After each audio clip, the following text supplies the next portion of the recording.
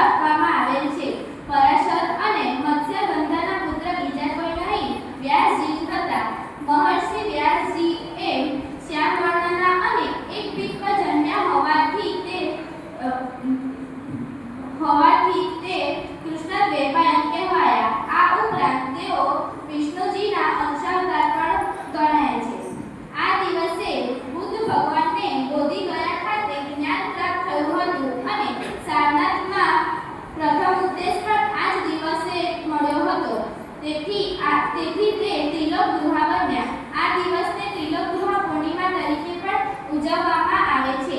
આપણે સૌ જાણીએ છીએ કે કૃષ્ણજીના ગુરુ શાંતિપની ઋષિ, રામચંદ્રજીના ગુરુ વિશ્વામિત્રજી, સ્વામી વિવેકાનંદના ગુરુ રામકૃષ્ણ પરમહંસ, રામચંદ્રજીના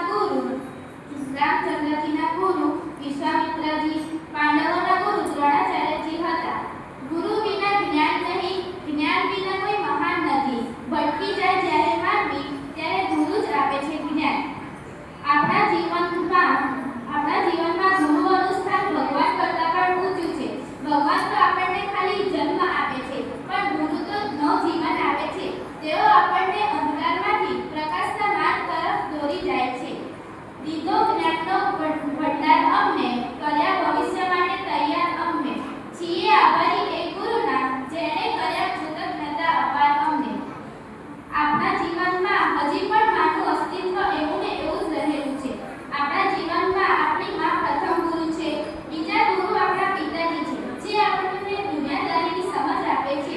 અને શાળામાં પહેલું પગથિયું ચડતા જે શિક્ષક મળે છે તે આપણા ત્રીજા ગુરુ છે.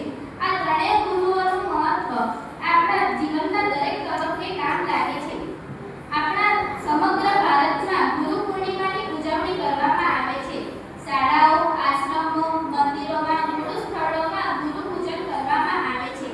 નેપાળમાં બુદ્ધ ભગવાનને ખાતે ત્રિલોક ગૃહા પૂર્ણિમા તરીકે ઉજવવામાં આવે છે. ત્યાંના વિદ્યાર્થીઓ સ્વદેશી કાપડોમાંથી માળાઓ બનાવીને ગુરુઓને